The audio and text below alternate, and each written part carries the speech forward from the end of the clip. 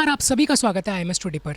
मैं कुशाग्र गर्ग और आज हमारे साथ मौजूद हैं एक खास शख्सियत शरद त्यागी जी, जो सिनेमा और थिएटर जगत से जुड़े एक कलाकार हैं, जो 2016 से थिएटर कर रहे हैं और अपने एक थिएटर ग्रुप वाचिका को भी लीड कर रहे हैं। इन्होंने डेली क्राइम और सैम बहादुर जैसी वेब सीरीज़ में भी काम करा हुआ है। सर, आपका बहुत बहुत स्वागत है। शुक्रिया भाई। सर, मेरा आपसे पहला सवाल ये है, छात्रों को अपनी चुनौतियों को अवसर में बदलने के लिए किस तरह की सोच को अपनाना चाहिए? यार वैसे तो मेरे लिए तो बहुत बड़ा सवाल है, चुनौतियों को अवसर में कैसे बदले। पर मुझे लग रहा है कि जो नेवर गिव अप एटीट्यूड है ना, जो हर कोई बताता चल रहा है कि आप गिव अप मत कीजिए, कहीं ना कहीं रास्ता मिल जाएगा। अगर आप उस चीज़ पर माहिरता हासिल कर लें तो वो काफ़ी आगे जाके आपको बड़ी मदद करेगी। मेरे को ये लगता है कि वो जो नेवर गिव अप है, क्योंकि हमारी जो इंडस्ट्री भी इस हिसाब से काम कर रही है, बहुत सारे हर्डल्स हैं, थिएटर में कमाई का ज़रिया बहुत कम है, सरकारें भी बहुत मदद कर रही है, मिनिस्ट्री ऑफ कल्चर हो गए, दिल्ली सरकार हो गई, स्टेट्स हो गई, NSD हो गई, तो ये आर्टिस्ट को स्कॉलरशिप दे रहे हैं, फेलोशिप दे रहे हैं। बस इस वजह से दे रहे हैं कि आप काम करते रहिए, आप गिव अप मत कीजिए, आप इस आर्ट को मत छोड़िए। तो यही है, गिव अप मत कीजिए, आपका जो आइडिया है उस पर काम करते रहिए, ज़्यादा से ज़्यादा लोगों से मिलिए, ये मुझे लगता है।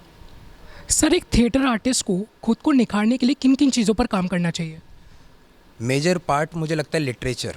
मतलब आप ज़्यादा से ज़्यादा पढ़ेंगे, आप ज़्यादा से ज़्यादा कैरेक्टराइजेशन पर काम करेंगे। आप जितना लिटरेचर पढ़ते हैं उतनी आप स्टोरीज़ पर काम करते रहते हैं। आपने एक लिटरेचर लिखा है, प्रेमचंद जी ने एक लिखा है, हरिशंकर परसाई ने कुछ लिखा है। तो हर राइटर अपनी एक रेंज से आता है, हम अपने जड़ों से आता है। कोई बनारस से है, कोई साउथ इंडिया से है, बादल सरकार जी बंगाल से हैं। तो हर राइटर अपने एरिया से आता है। तो जब आप मैक्सिमम लेयर ऑफ लिटरेचर पढ़ते हैं तो आप ज़्यादा से ज़्यादा जानते हैं। तो मुझे लगता है एक थिएटर आर्टिस्ट को या किसी भी आदमी को अगर ज़्यादा निखरना है तो उसे लिटरेचर का सहारा लेना पड़ता है। सर, आपके अनुभव में पल्स जैसे इवेंट्स कितना बड़ा रोल प्ले करते हैं थिएटर आर्टिस्ट और नुक्कड़ में उनको पहचान दिलाने के लिए और एक मंच देने के लिए? मुझे लगता है बहुत बड़ा योगदान है पल्स जैसे और ऐसे एनुअल फेस्टिवल्स का, क्योंकि कॉम्पिटिटिवनेस आती है, मिलने का ज़रिया होता है। अभी आपने मुझे पता लगा कि 6 कॉलेजेस की टीम आ रही है, कोई दिल्ली यूनिवर्सिटी से है, कोई CCS से है, कोई IP से भी होगा। तो अब ये मल्टीपल जगह से आ रहे हैं। अब CCS वाला दिल्ली यूनिवर्सिटी वाले से कितना मिल रहा है या IP वाला CCS वालों से कितने। तो ऐसे जो इवेंट हैं जो IMS गाज़ियाबाद पल्स जैसे करा रहे हैं, तो यही चीज़ें हैं जो एक दूसरे को मिलने में ऐसे कनेक्शन ही काम आते हैं आगे जगह के। आज आपके नंबर शेयर हो जाएंगे, आपका कोई आर्टिस्ट किसी आर्टिस्ट को पसंद आ जाएगा, यहीं पर एक ग्रुप फॉर्म हो जाएगा और आगे जाके ये पता नहीं क्या कुछ कर जाए। सर, आपके अनुभव में एक थिएटर और एक सिनेमा समाज में बदलाव लाने के लिए कितना बड़ा रोल प्ले करता है? ये भी बड़ा सब्जेक्टिव टॉपिक है, क्योंकि इस पर हमेशा मुझे लगता है लड़ाई चलती रही है। कोई कहता है एनिमल जैसी मूवी नहीं होनी चाहिए, ये समाज पर कुछ फ़र्क डाल देती हैं। अभी एक मूवी आई है मिसेज, उस पर कुछ ज़्यादा सवाल हो रहे हैं। और कुछ लोगों का कहना है, कुछ आर्टिस्ट सेलिब्रिटीज़ का भी कहना है कि आप 140 करोड़ लोगों की जनता की पूरी जिम्मेदारी आप सिनेमा पर नहीं छोड़ सकते।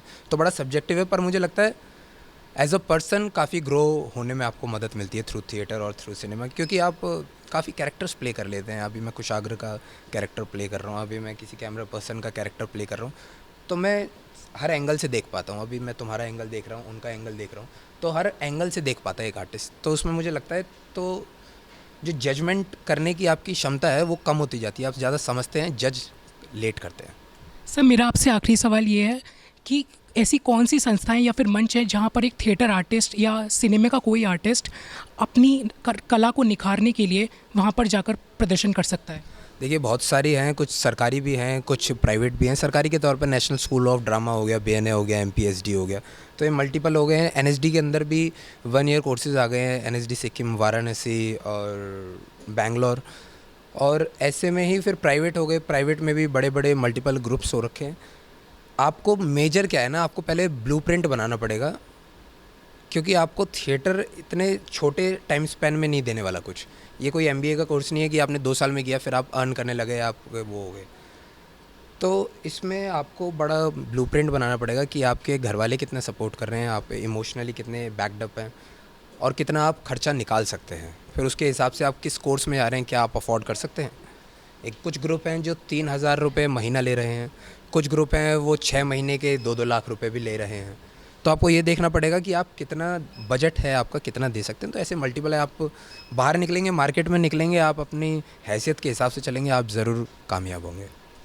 बहुत बहुत शुक्रिया सर, अपना बहुमूल्य समय हमें देने के लिए। मैं कुशाग्र गर्ग, कैमरा पर्सन, ईशान सोलंकी के साथ IMS टुडे।